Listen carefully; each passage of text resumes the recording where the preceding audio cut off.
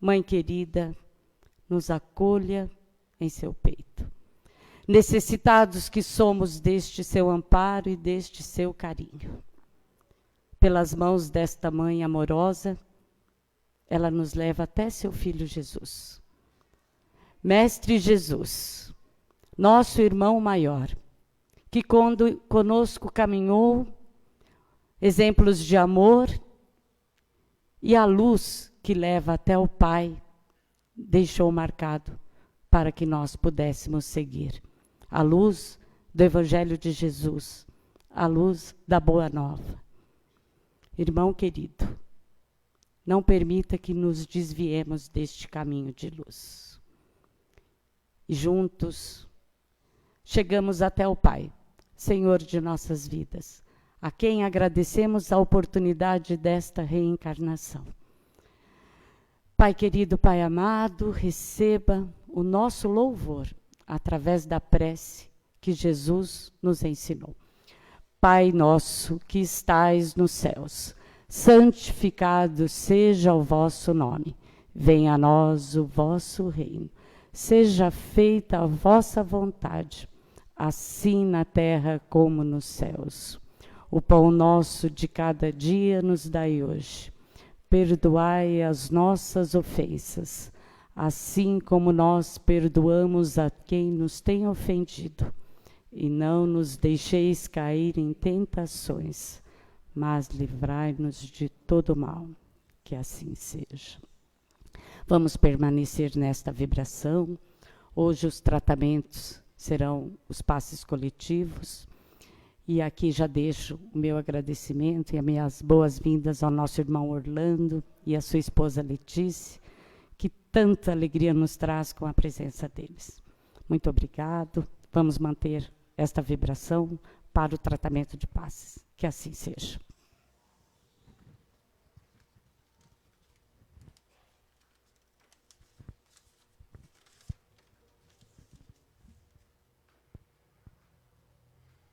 Vamos assim pedir aos todos os assistidos que se desliguem de todas as coisas materiais e que se liguem apenas com o seu mentor individual, elevando os seus pensamentos ao Mestre Jesus.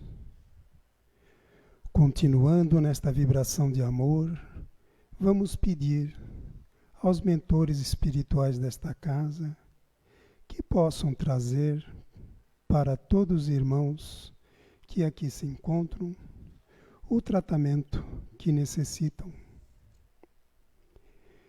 E assim pedimos aos passistas, ao elevarem as suas mãos, vão captar as energias amoráveis da espiritualidade maior, que já se faz presente desde que aqui chegamos. Ligados à equipe dos passes de crianças, vamos através de Sheila Meimei distribuir as energias aos pequeninos que aqui se encontram e que eles se sintam envoltos nesta luz de amor. Passemos ao tratamento do P2 e vamos pedir que se liguem com as equipes deste passe neste momento, sentindo a projeção da luz azul, mantendo na linha de equilíbrio físico e espiritual, envolvendo todo o sistema nervoso central e harmonizando todos os chakras. Aos assistidos no tratamento de CH, vamos pedindo que se liguem com as equipes deste passe, neste momento, sentindo aquela projeção da luz rosa que envolve suavemente cada assistido em muito amor, carinho e muita paz, sentindo que nossos corações vão se serenando e se harmonizando. Para os assistidos, do tratamento de P3B. Pedimos que se liguem com as equipes deste passe. Pedimos a projeção da luz branca do Cristo envolvendo encarnados e desencarnados, e da luz azul envolvendo o coração e a mente dos assistidos. Pedimos que seja feito todos os cortes de ligações que se fizerem necessário usando a luz laser. Pedimos a projeção do azul envolvendo o sistema nervoso central, periférico, e do rosa claro envolvendo o cardíaco e aumentando os bons sentimentos, do amarelo claro no frontal, para ter bons pensamentos, maior força de vontade e melhor ligação com o seu mentor individual. E assim, envolvidos, cada assistido, numa cúpula rosa clara brilhante, da cabeça aos pés, para fixar o tratamento pelo tempo que se fizer necessário. E agora vamos pedir aos assistidos nos tratamentos de saúde do P1, do P3A, que se liguem com as equipes médicas, espirituais, neste momento. Pedimos a projeção da cor verde, envolvendo o organismo físico e espiritual dos assistidos, tratando aonde for necessário. Vamos projetar agora as cores do arco-íris, envolvendo os assistidos, para que alcance fortalecimento físico e espiritual necessários. Pedimos que todos nós, encarnados e desencarnados, sejamos envolvidos nas bênçãos amoráveis de Jesus. Vamos agradecendo às equipes espirituais por todos os tratamentos realizados e convidamos todos os assistidos para que abram as suas mentes, seus corações, para a palestra do dia de hoje do nosso irmão Orlando. Que assim seja.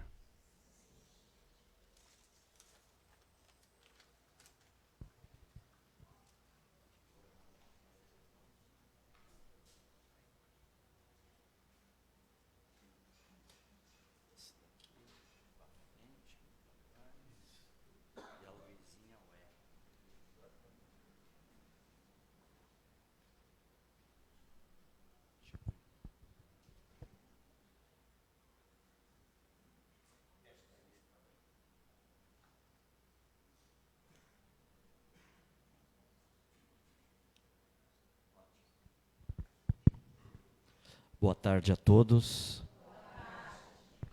Que Jesus, o Mestre da imortalidade, a todos nos abençoe, a todos nos inspire, dando-nos a sustentação espiritual para o enfrentamento deste tema que hoje iremos abordar. Segundo a Organização Mundial da Saúde, o luto é um dos itens preponderantes que gera o suicídio. Portanto, trabalhar a questão do luto também é uma questão de saúde pública. E evidentemente que a doutrina espírita propicia elementos para que aquele que está vivenciando a ausência transitória, mas inevitável, de um ente querido que tanto ama, a doutrina espírita proporciona um horizonte sedimentado na fé raciocinada, que permite a cada um de nós efetuar uma construção emocional de uma fé sólida, que não esteja assentado na crença, porquanto a crença muitas vezes está estabelecido pelo dogma, e sem ter o raciocínio, sem ter a reflexão, evidentemente que as pessoas, quando vivenciam a ausência de um ente querido, entra dentro de si muitos questionamentos. Será que continua vivo? Será que eu continuarei vivo? Porque a crença, ela não estabelece um posicionamento, vamos dizer assim, quase tangível da imortalidade da alma. Com o devido respeito a todas as outras visões religiosas, simplesmente decreta-se: você irá viver. Mas fica no terreno do dogmatismo, sem a materialização de que, como é esse viver? De fato continuamos? Se continuamos, como ocorre? Como acontece? Há possibilidade desse contato? Ou não? Enfim, é justamente que o tema hoje, entre várias facetas que iremos tratar, é auxiliar muitos corações que estão aqui a refletir na imortalidade da alma, não como crença, mas como um fato natural, uma lei natural da nossa existência. E que o Espiritismo, a doutrina espírita, codificada por Allan Kardec, veio como que materializar essa questão. Porque é o próprio mundo dos espíritos, ou o reino dos céus, como queiram dar a terminologia, foram eles próprios que vieram de forma organizada trazer para a humanidade, dizendo: não existe a Deus, existe até logo. Essa é a grande mensagem que nós vamos sintetizar ao final da nossa tarefa. Mas eu lembro, porque todos nós aqui faceamos o momento da viagem, porque nós vamos mudar todo esse termo aqui. Não vamos usar mais partida. Nós vamos usar o termo viagem, porque é o que aconteceu. Quando ocorre essa viagem de um ente querido para conosco, todos nós aqui enfrentamos o momento chamado luto, que Freud estabeleceu um estudo. Não entraremos nesse terreno, até porque não é a minha área, mas nós sabemos que quem introduziu essa questão do luto foi Freud, e depois outros psiquiatras foram avançando no estudo dessa temática. Hoje aqui nós traremos uma proposta da doutora Elizabeth Kübler-Ross, uma psiquiatra que tem um trabalho documentado para o mundo, a chamada Mãe da Esperança para aqueles que viviam o final da sua existência temporária, quando estavam naquele momento do desenlace, e ela vivenciou e documentou isso cientificamente, como ocorre. É só buscar lá na internet, no Google, o livro dela chama Roda da Vida, é um livro maravilhoso, que nós estaremos tratando aqui essas questões. E eu lembro que, peço licença, para se colocar na posição de todos, mas eu quero já fazer um trabalho aqui, solicitar a toda a direção do Joana, Se você que está aqui hoje, está pensando, e aqui nós não vamos camuflar, mascarar palavras. Se você aqui está hoje, e você está com um pensamento suicida, e nós temos certeza que tem pessoas aqui, que está com um pensamento suicida, ou já tentou, nós queremos fazer um convite. Após a nossa tarefa hoje, busque a equipe do Joana de Ângeles.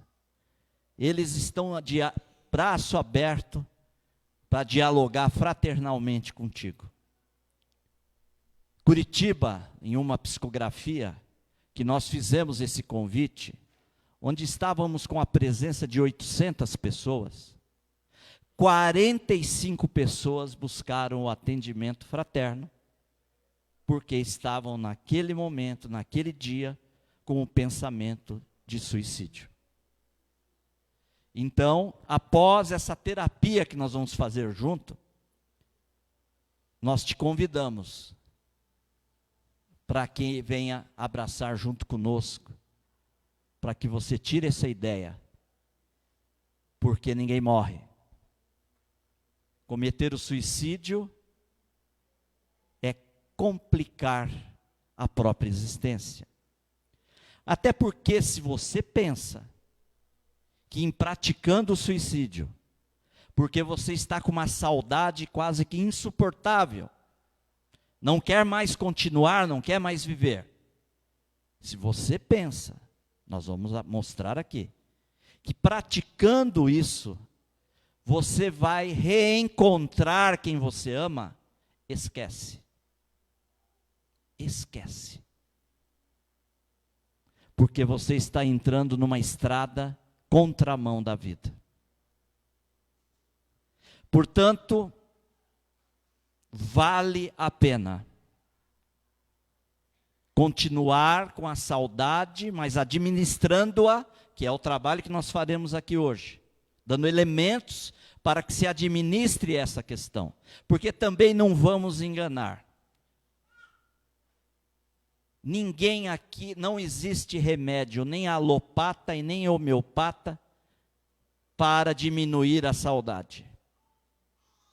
Não existe. Porque a saudade é amor. A saudade é link e ligação de nós para quem viajou.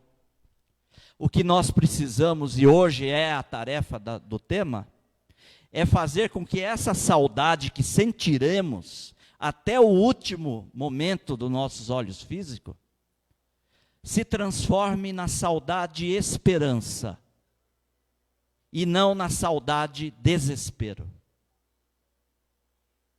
que é diferente. A saudade desespero é depressão, é suicídio. A saudade esperança é vislumbrar um novo horizonte não filosófico, mas real, de que um dia estaremos junto com quem amamos. Isso é um fato. Mas não podemos esquecer que precisamos do apoio médico.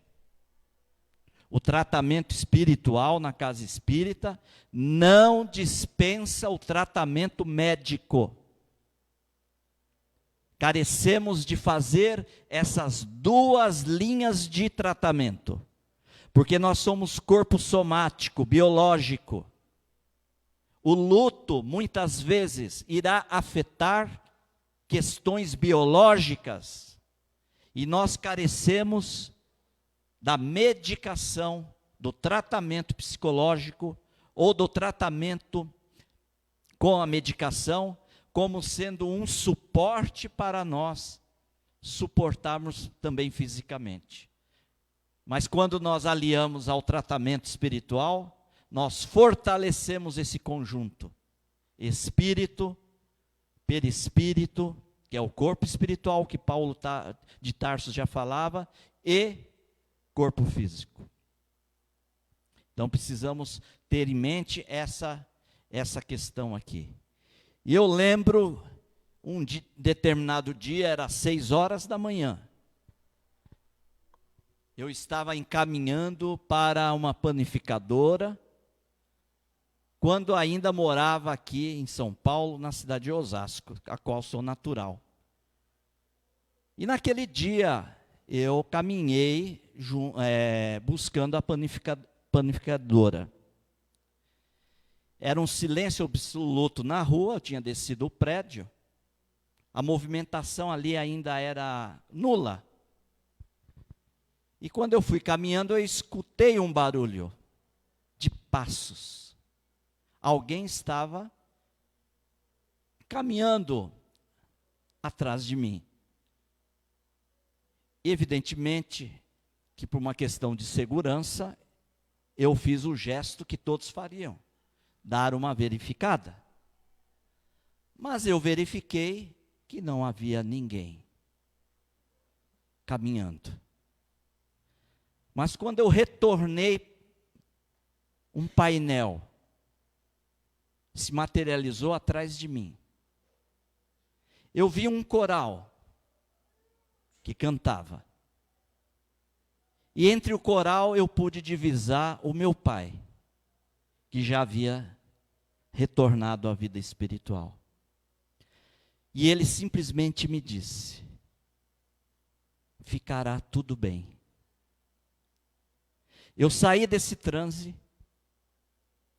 entendi que eu poderia estar passando por um processo anímico, porque Kardec nos ensina, principalmente no livro dos Médiuns, que precisamos passar pelo crivo da razão todos os fenômenos que nos ocorrem, porque eles podem estar dentro do animismo ou dos aspectos físicos. Após eliminado essas questões, partimos então para a compreensão do aspecto espiritual. Fui, comprei o pão, o leite, vim para casa, e naquele dia, naquela época ainda não tinha o celular, estava caminhando para o celular, era o BIP, lembra aquele BIP? Principalmente o pessoal da área da saúde trabalhava, os médicos, os enfermeiros, com aquele BIP. E como eu trabalhava na área da saúde, na área de sistemas, dando apoio à área de sistemas, aquele BIP estava lá, mas não tocou nada. Eu fui tranquilo. Quando o carro quebrou, e eu por 3 horas liguei para a empresa e tive que resolver a questão do carro. E quando eu cheguei na empresa,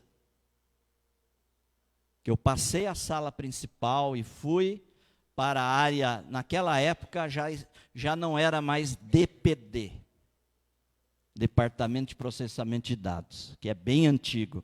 Quem é da época do DPD aqui, olha quanta gente. Aquela época já deu uma melhoradinha, era CPD, Centro de Processamento de Dados. Hoje já é TI, Tecnologia da Informação.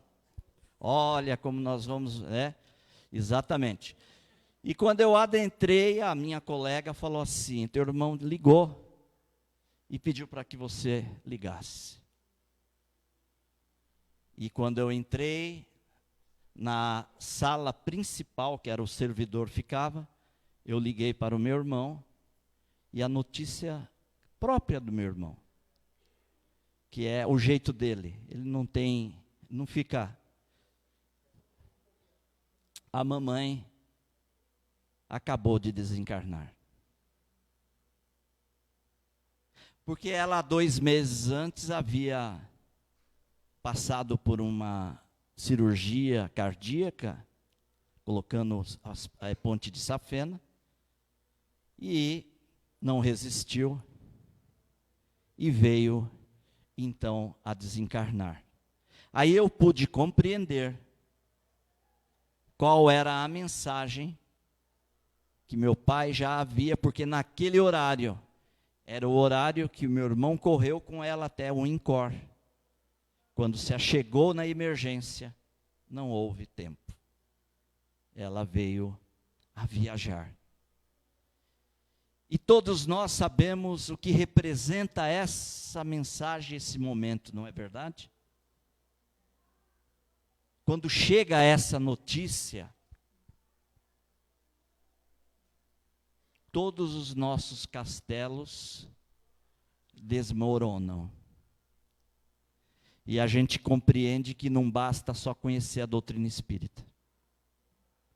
Porque o conhecimento espírita nos auxilia a não ir para o desespero, mas não nos impede de chorar e sentir a dor daquele momento e até o pós.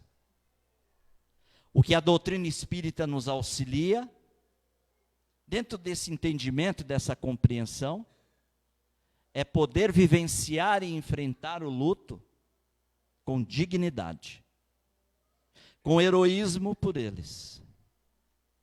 E esse momento, todos nós aqui passamos. E iremos passar de novo. Esse é um fato.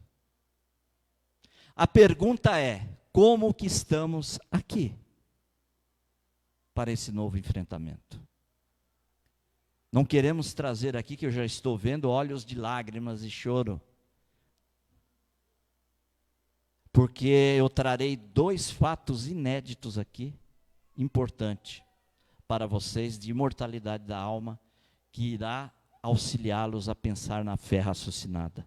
É por isso que Emmanuel, no livro Religião dos Espíritos, irá dizer na sua magistral sabedoria: nenhum sofrimento na terra será talvez comparável ao daquele coração que se debruça sobre outro coração regelado e querido, que o ataúde transporta para o grande silêncio.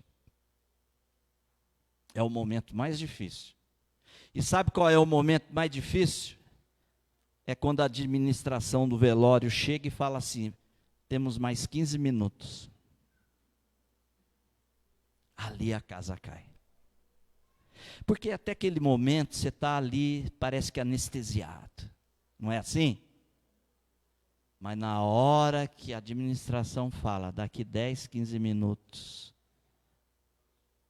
aí a casa cai. Porque a realidade vem. A realidade vem.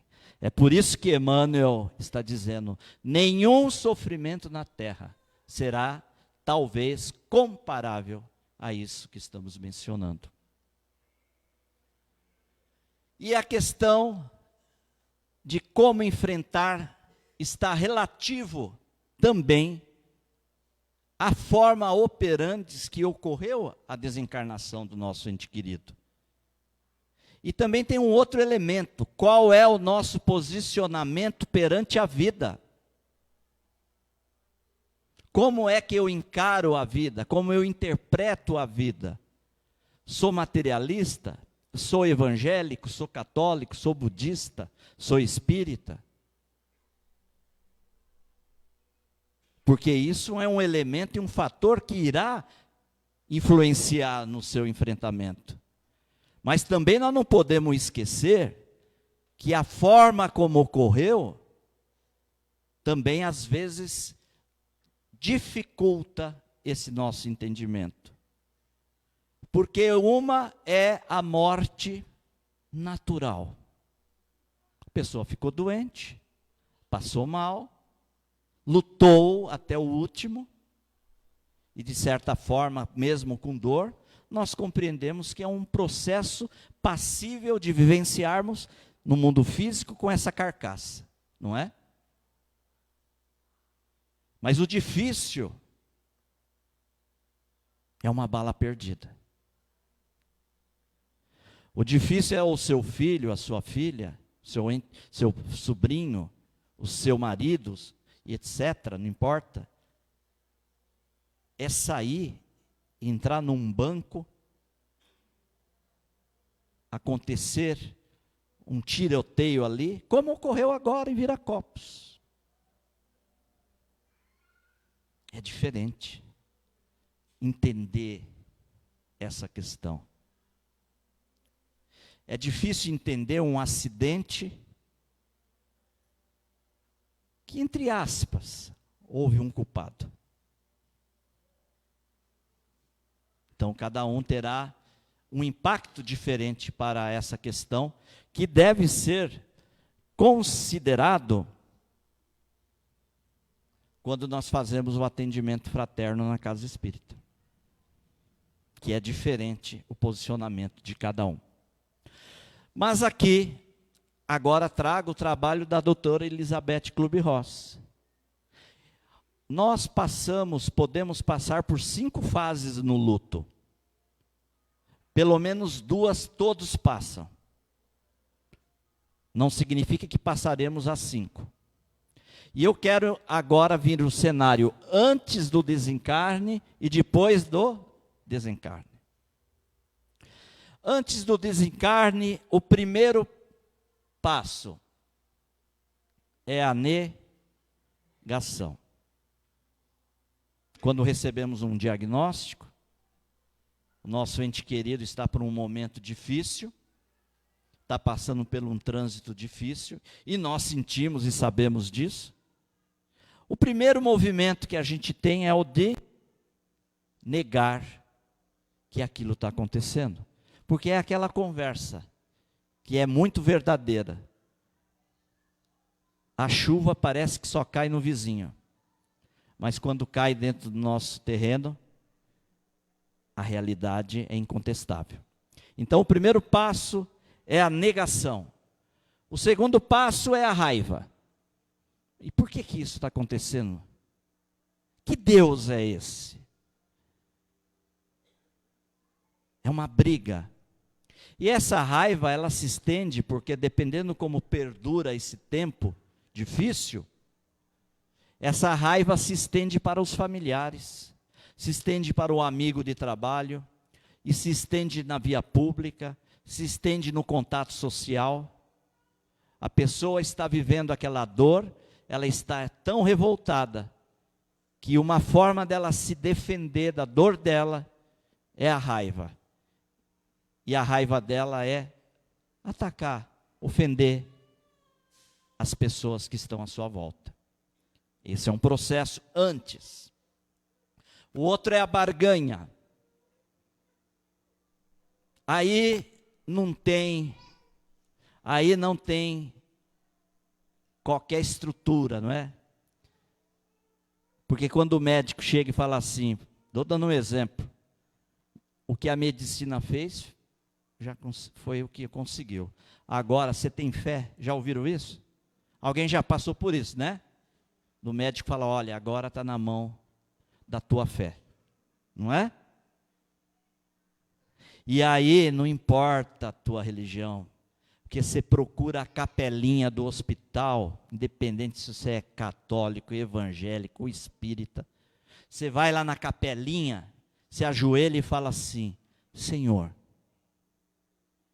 se tu tirares o meu familiar desta situação, eu vou mensalmente dar 50 cestas básicas para o Joana de Ângeles. É a barganha. Que mostra, sabe o quê? A nossa fragilidade. É tipo aquela história que todo mundo conhece, o avião vai cair, o ateu está lá e fala, ai meu Deus. Conhece essa história, né? É o ateu, mas ai meu Deus. Não é?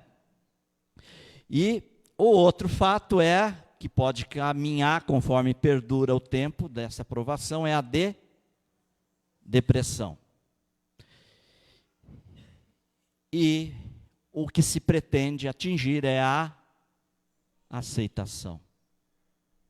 E a aceitação é um movimento de fé que se constrói racionalmente, para poder entender o que está acontecendo. Mas, agora o processo é o depois, ocorreu a desencarnação. O primeiro passo é a negação. Aquele caso que eu conheço de uma mãe que contou para mim. O filho desencarnou num acidente de moto e ela, durante um período, todos os dias ela manteve a rotina em casa como se ele estivesse. levantava para acordá-lo no horário certo, abria a porta do quarto e chamava o filho. As roupas, mesmo lavadas, que estavam ali ainda, ela movimentava como se ele tivesse usado e lavava normalmente. Ela sentava para tomar o café e ficava conversando com o filho. Deixava a xícara, cortava o pão para ele, colocava o café e dava tchau. Abria a porta e falava: tchau, filho. Aí o processo corria com o almoço, com a janta e com a chegada dele da faculdade. Negação.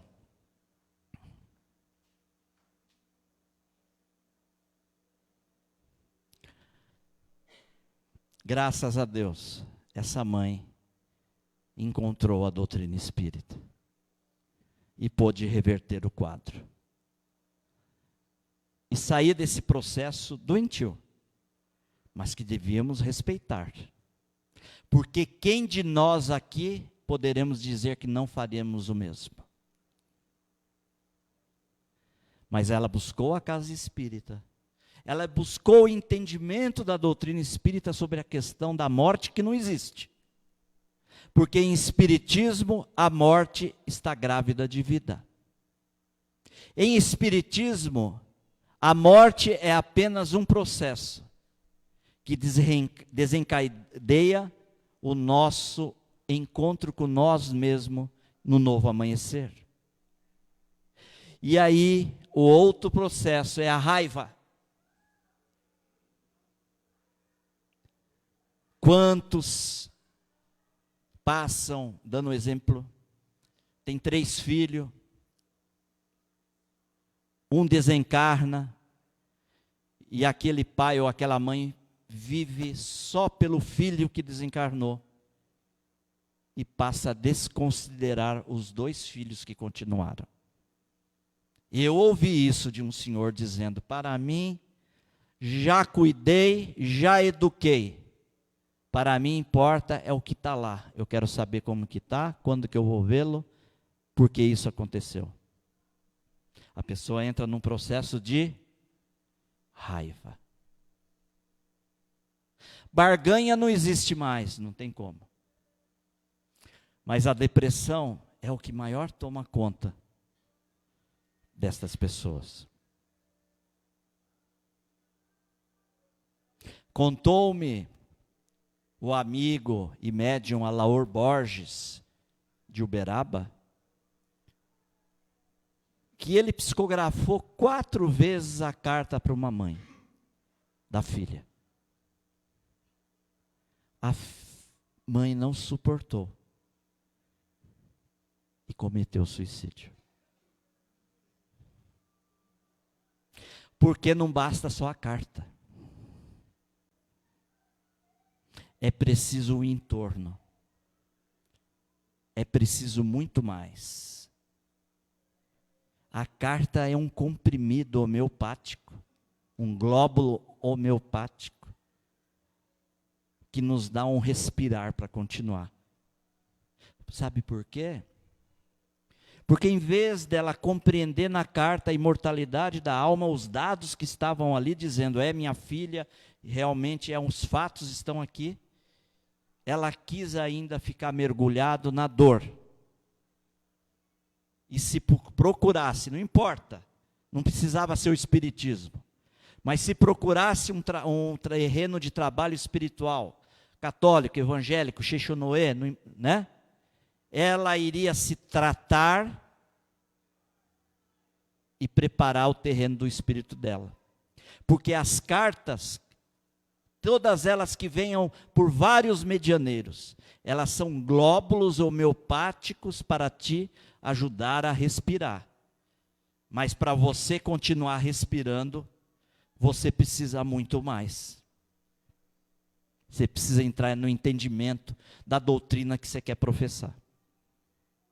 Por isso, que ocorreu essa situação e várias outras situações. E a depressão é isso, a pessoa não quer viver mais. É isso que a gente convive viajando nas psicografias pelo Brasil. As pessoas não querem viver mais. De 130 que atende, 40, 50 entra, você bate o olho e você já vê, não quer viver mais. A pessoa não quer continuar mais. Mas abençoado é a tarefa que a doutrina espírita propicia, fundamentado por Kardec, da imortalidade da alma das cartas, porque auxiliará a pessoa a repensar. Graças a Deus o retorno é muito grande. Os vídeos que estão postados, acreditem, os vídeos que estão no portal salvam vidas. Quantos casos que a gente chega nos eventos fora, a pessoa vem abraçar e fala, não recebi a mensagem ainda, mas um dia eu levantei para me matar, entrei no computador desesperado, sem querer entrou os vídeos das cartas, as leituras, eu fiquei a noite inteira escutando os vídeos e hoje eu estou aqui. Mas precisa de muito mais. E o outro fato é a aceitação. A aceitação não significa não chorar mais. A aceitação não significa não sentir mais dor de saudade. A aceitação não significa não ter mais lágrimas. Como que você não vai levantar aquele dia com saudade? Não é um gráfico? Um dia a saudade está aqui, aí ela dá uma diminuída. Não é que ela diminui, né? Ela dá uma acalmada. Outro dia ela está lá no pico, lá em cima. Outro dia ela dá uma acalmada. É assim. É para todo mundo. Não importa se você decorou as 1019 questões do Livro dos Espíritos. É para todo mundo. Agora o importante é como que nós vamos trabalhar esse gráfico. Tem que ser com saúde espiritual. E aqui, agora eu peço que vocês me ajudem, porque eu preciso da colaboração de vocês, correto? É joias. Acertei. Principalmente as mulheres que adoram joias. Mas, muito prazer, o senhor gerente do banco trouxe 3 contratos aqui para vocês, tudo bem? 3 contratos aqui, vocês vão ter que assinar um deles, correto? Se não assinar, amanhã pode dar mensagem aqui que a gente está atendendo vocês. Mas cada um vai ter que assinar um contrato. O primeiro contato você vai entregar a joia para o banco, só que você nunca mais vai ver essa joia. Ok?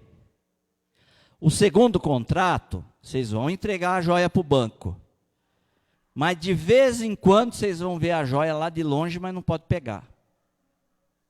E o terceiro contrato, você entrega a joia, mas no momento que você quiser, no tempo certo do contrato, segundo o que norteia o contrato, você vai poder reaver esse contrato, essa joia. Tudo bem? Então vocês vão me ajudar levantando a mão ou não. Quem quer assinar o primeiro contrato, levanta a mão. Pois acredita que já eu fui em 2 lugares, levantaram? Já mandamos direto para a emergência da desobsessão. Já mandamos direto, porque não deve estar funcionando bem naquele momento. O segundo, quem quer assinar? E o terceiro, quem quer assinar? Que bom. Porque o primeiro é isso aqui. Materialismo. Qual é a visão do materialismo? Morreu, acabou. Vocês não assinaram esse contrato. A joia, vocês querem ver. O segundo contrato é o céu e o inferno. Certo? E agora nós temos que pensar um pouco. Célia, vou pegar você. Eu sou Deus. Acabei de chegar e me apresentei para você. Sou Deus. Você tem 3 filhos. Olha que mediunidade que eu tenho. Claro, eu conheço. Você tem 3 filhos. Você tem 15 segundos para escolher de um dos 3 quem vai para o inferno. 15 segundos. 14, 13, 12.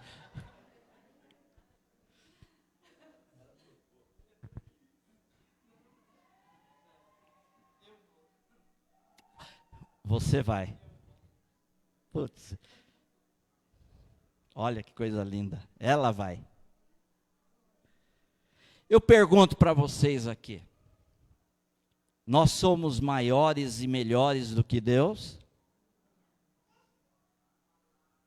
Se uma pessoa comum como a Célia, que está simbolizando todos nós aqui, uma pessoa comum, que significa tem suas imperfeições e as suas perfeições, se essa pessoa, que é menor nos atributos perfeitos de Deus, não escolheria nenhum dos filhos, e se colocou ela própria na posição de ela ir,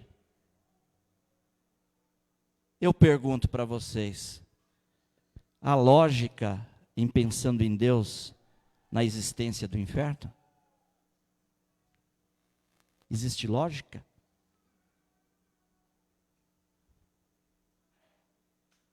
E é o que eu me lembro, aquela senhora em Londrina, acabou uma palestra que nós falamos sobre as cartas familiares de Chico Xavier, e nós estávamos saindo, aquela senhora me tocou.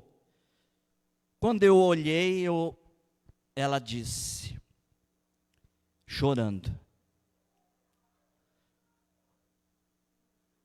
você pode perceber que eu sou de outra religião. Eu olhei e falei, percebi. Para o dirigente desta minha religião, o meu filho cometeu um pecado irremediável. Ele se suicidou. E para esta religião, é irremediável. O suicídio é irremediável.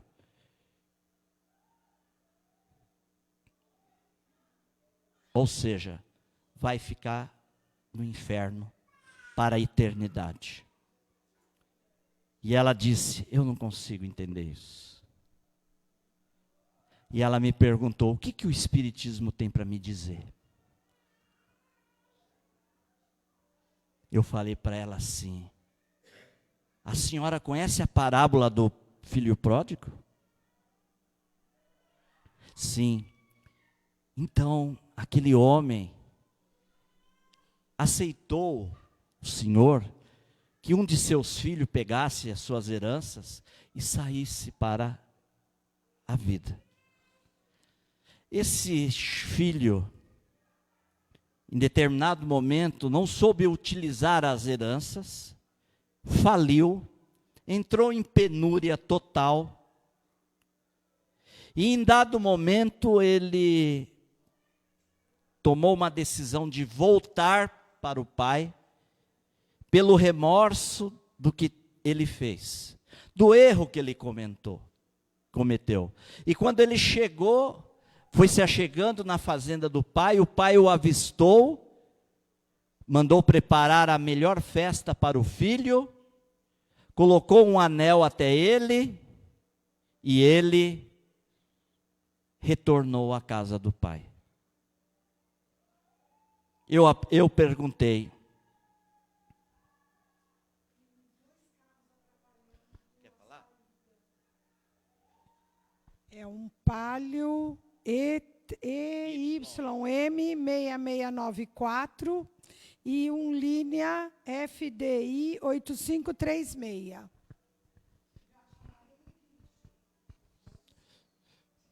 Muito bem. A pergunta. No raciocínio eu falei para ela, quem é o pai? Ela falou assim, Deus. Quem que é o filho? ela falou: o meu filho. A senhora acha que existe inferno? Essa parábola é de Jesus. Essa parábola é do Divino Mestre. Com a parábola do filho pródigo, Jesus derrogou toda esta lei de inferno. Até porque eu conheço pessoas muito queridas que transitaram em outras religiões e me asseguraram que essa foi uma tática da religião para colocar medo nos seus seguidores.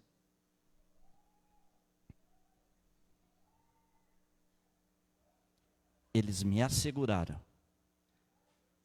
Pessoas que estavam adentrando a ser servidores dessas religiões. Essa foi uma tática teológica para colocar medo nos servidores.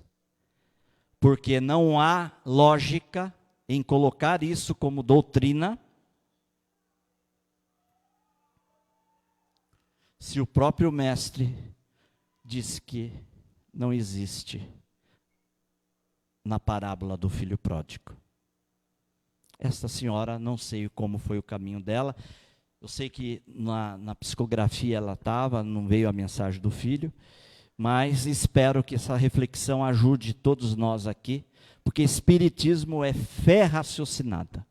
E vocês escolheram o quê? Espiritualidade. E é nesse terreno que nós vamos entrar. Porque ele, quando iniciamos a prece, é o mestre da imortalidade. E João já diria aqui na sua primeira carta, 4:1. Olha o que João o apóstolo fala. Amados, não criais a todo espírito, mas provai se os espíritos são de... Se você tirar aqui, ó, como se não tivesse João aqui, só a frase, parece que você está lendo o livro dos médiuns, ou o livro dos espíritos. Mas não, é o próprio apóstolo João, o mais jovem e o mais querido do mestre, que diz textualmente: amados, não criais a todo espírito. Ele não disse: amados, não criais a todo homem. Se ele quisesse dizer nós, pessoas humanas, ele diria: amados, não criais a todo homem. Mas para diferenciar que acima de nós há o espírito imortal, ele diz: amados, não criais a todo espírito, mas provai se os espíritos são de Deus. Kardec vai estudar em O Livro dos Espíritos e O Livro dos Médiuns a identidade dos espíritos comunicantes. Porque do lado de lá ele compreendeu que há ignorantes e sábios, iluminados e os que estão na sombra. E quem são eles? Nada mais do que os próprios homens, que em um dado momento vestiram o corpo biológico.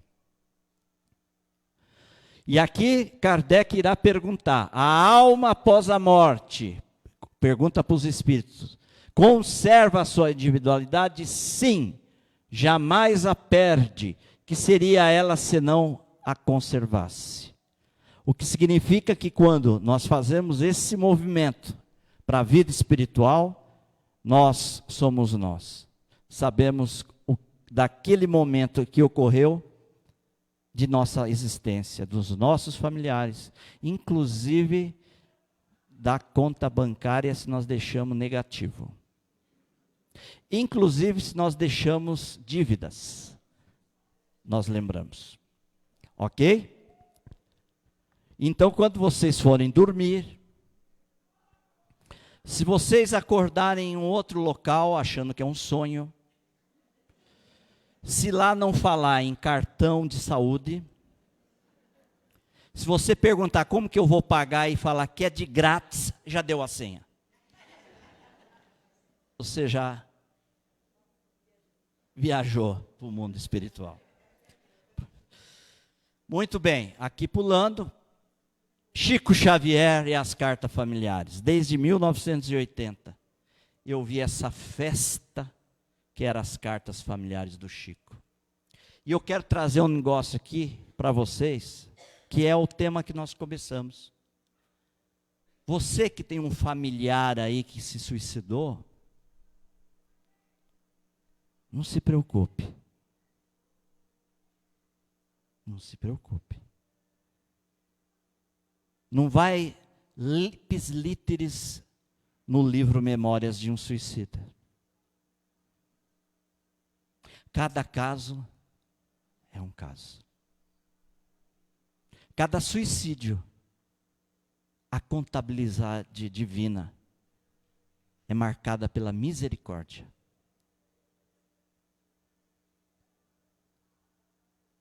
Então, eu trago para vocês o maior médium de todos os tempos, concordam? A maior antena mediúnica, mais de 500 livros, estamos atualizando, mais de 500 livros. O maior trabalhador que nós temos dentro da causa espírita e dentro do cristianismo, porque ele era espírita cristão.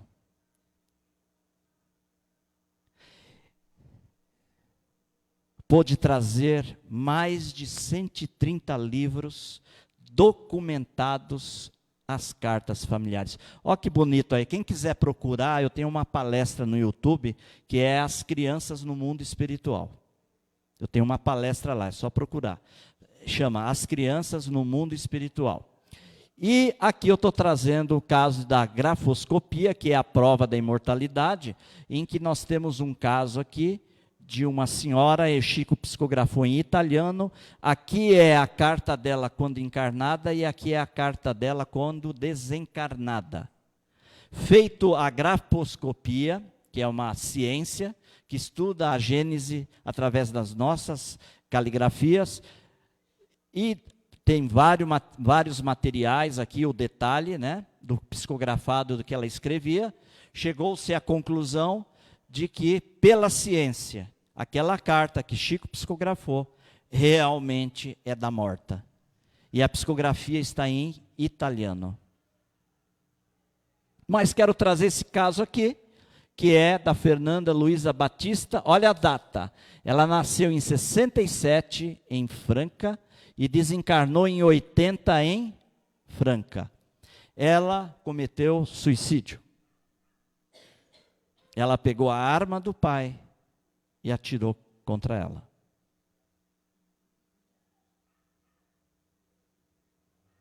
Porque o suicídio, hoje, está se aumentando em todas as faixas. Criança, idoso, não é? Olha que criança linda.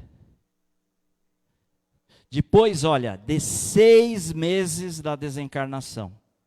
Não foi um suicídio? Nós estamos falando de quem? Chico Amor Xavier. Depois de 6 meses,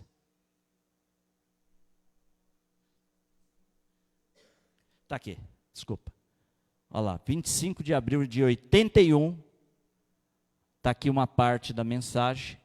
Ela mandou a mensagem para os familiares, para os pais, pelas mãos abençoadas de Chico Xavier. Cada caso é um caso. Então, tire isso da tua cabeça. Ah, porque fala, olha o atendimento fraterno. Ah, porque eu já ouvi isso. Ah, me falaram isso e isso. Eu não vou nem comentar aqui, porque não interessa. Não se fala isso no atendimento fraterno, não é? Não se comenta essas coisas, até porque quem sabe cada situação? Eu não sei. E aqui, finalizando, olha isso aqui. Peço licença à casa. Esse caso aqui é de uma jovem do Paraná, que estava no exterior e cometeu suicídio. O pai, em desespero, foi buscar a reunião das cartas em Ponta Grossa, quando eu estava lá. Eu não estava em Curitiba, eu estava em Ponta Grossa. E quando ele estava transitando, Vindo de Curitiba para Ponta Grossa é como se nós fôssemos daqui para Campinas. Ele pensou assim: e agora, sozinho no carro? Qual é o meu projeto com você, minha filha? Tamanho desespero. Ele foi, passou pelo registro,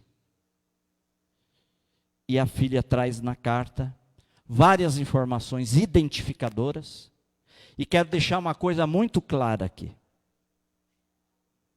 O registro é importante, primeiro, para acolher. Segundo, para fazer o link com a espiritualidade. E foi assim que eu aprendi a trabalhar com Chico Xavier. Chico atendia como nós atendíamos. É claro que não se compara, mas o modelo era esse. Chico atendia, fazia entrevista e senhas. Eu tenho documentação farta sobre isso. Carlos Bacelli tem, John Harley tem, Geraldinho tem. Eu tenho fotos. Eu cheguei sentado do lado do Chico, ele com a prancheta. As pessoas passavam e ele atendia e ele perguntava: qual é o nome do seu filho? A pessoa falava: João da Silva. O que aconteceu? Ele perguntava: ah, foi um acidente de carro, não sei o quê. Aí, daqui a pouco, o Chico falava: quem é fulano de tal? Ai, meu avô. Quem é fulano de tal? Ai, tataravô. Quem que é fulano de tal? Não sei quem que é. Aí depois a pessoa saía, daqui a pouco corria: Chico, é minha tataravó. Nem minha mãe conheceu. Porque tem que ter o link. A horizontalidade é o médium com quem está solicitando. E quem faz a verticalidade do contato são eles. Sem esse tripé, não há mediunidade espírita. Por isso, eu quero esclarecer que vocês não se importam com aquilo que falaram lá dentro. Vocês têm que se importar com aquilo que vem na mensagem e não foi falado lá dentro. É isso que é a segurança de vocês. Estão entendendo? Porque essas informações, quero exemplificar, eu estou falando isso em nome de todos os médiuns que faz registro e atende como Chico Xavier trabalhava. Não estou falando em meu nome, estou falando em todos os médiuns pelo Brasil e fora do Brasil que atendem no modelo de Chico Xavier. Oi? O quê?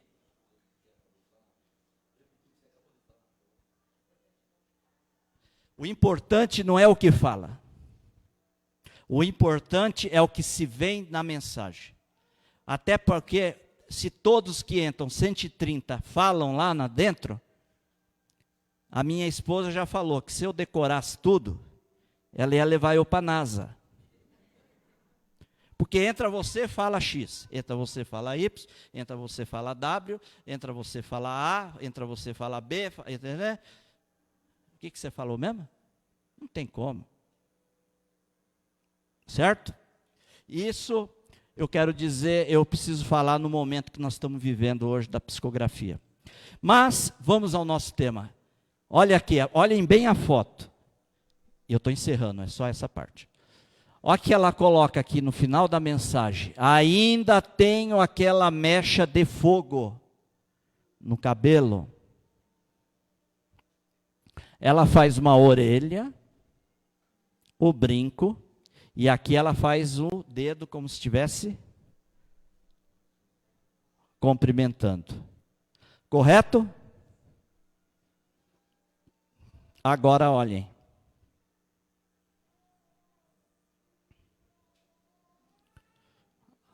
A mecha. Estão vendo? O brinco. E ela como cumprimentava o pai. E aí? Essa carta está com os pesquisadores. Porque eles querem trazer para o meio acadêmico a imortalidade da alma.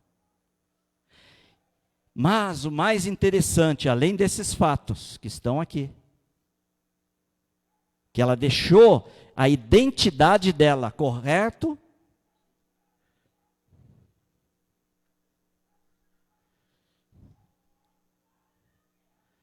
Ela diz assim, eu encerro. Que tal você me ajudar, papai? Lembra daquela pergunta que ele fez no carro? Vai prestando atenção.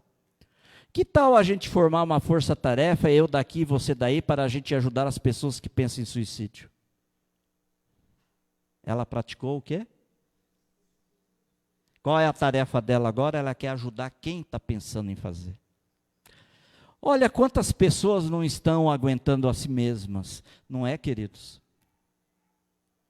Quantos aqui não estão se aguentando? A partir de hoje, com a carta, com mais frequência, eu, com a ajuda dos amigos do amor aqui, que são os bons espíritos, caminharemos ao seu lado, Pai, sem que você perceba estes corações que querem se suicidar, que ao avançarem no diálogo, você identificará que estão querendo dar um ponto final. Nessa semana, ele teve um grupo grande de pessoas que procuravam ele quando ele ia conversar, a pessoa que estava querendo se matar. E ela diz aqui, quando você receber esses corações, lembrará de mim que estarei a seu lado. E a emoção é tão grande, que pelo menos 3 reuniões seguidas pelo Brasil, onde fizemos a psicografia, ela acolheu espíritos que se suicidaram e se identificavam na carta, recebendo o auxílio dela. Aceite este projeto comigo. Lembra da pergunta que ele fez dentro do carro? E me mande um messenger dizendo ok com a mãozinha de ok. Esse pai entendeu e foi fazer curso no CVV. Se tornou um trabalhador na CVV. Hoje, aquele senhor que nos procurou, que na verdade procurou a doutrina espírita, que estava aí onde vocês estão, hoje ele é o nosso DJ nas psicografias em Curitiba. Quem faz a gravação das cartas, as leituras, quem pega e controla as autorizações dos familiares para ir para o portal, é ele junto com o Vitor. Porque a função da casa espírita é tirar vocês daí. E fazer vocês ficarem aqui. Como no momento do passe. Quantas pessoas estavam aqui para o passe coletivo, não é? Ajudando, transmitindo amor e carinho. A função da casa espírita é que vocês saiam daí e venham fazer parte nesse time daqui. O que não significa que o time daqui é melhor que vocês que estão aí. A única diferença é que eles mudaram a proposta de vida. E preferiram falar assim para o sofá. Tchau. Preferiram falar para os comprimidos que a gente fica pensando em tchau. Preferiram estar aqui, trabalhando. Porque reconheceram que não existe a Deus. E existe até logo. E um dia nós iremos abraçar todos os nossos amores. Soframos aqui com paciência. Você não está impedido de chorar, não. Mas se você chorar, tenha humildade, grita, liga para um amigo, bate aqui no Joana. Tenha humildade, olha, hoje eu estou com o pensamento daquele jeito. Alguém vai te acolher, vai te acalmar, aquele pensamento vai embora e você vai continuar.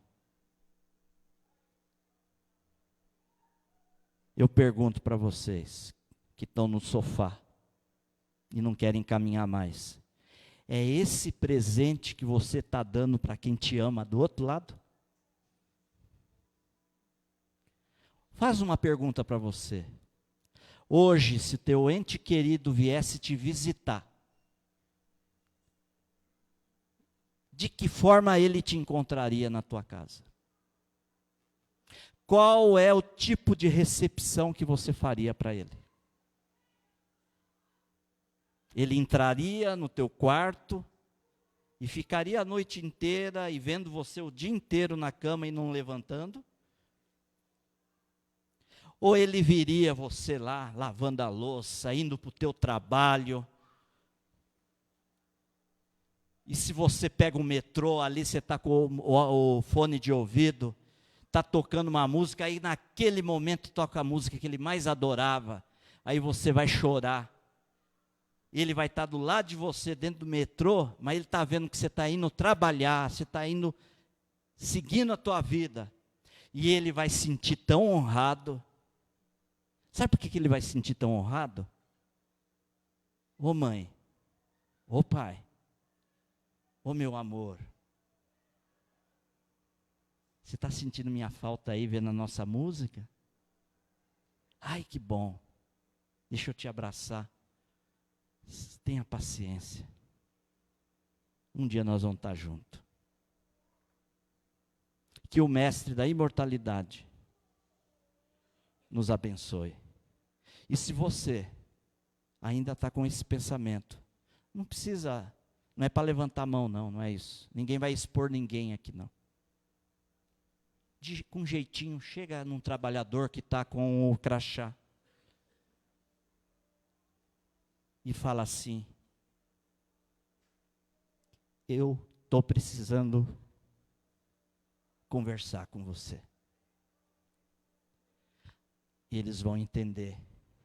Te levará para uma sala aqui e vocês vão conversar. E você vai sair daqui mais fortalecido e sem esses pensamentos que devem, a partir de hoje, acabar. A prece. Posso fazer? Já que... tá bom. Gente, eu sei que eu vou desencarnar. Ainda bem que o Arlindo não está aí, porque senão é eu que vou dar mensagem amanhã. Mas me perdoe o horário. Nós passamos 10 minutinhos ou 15? 15 minutinhos. Me perdoe, por favor.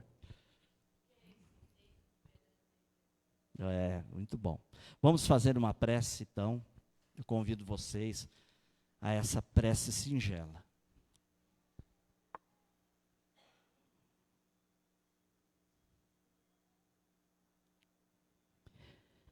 Divino amigo Jesus, nosso Senhor e Mestre, nós aqui reunidos em Teu nome, Mestre, em uma família só que somos, porquanto somos um irmão do outro,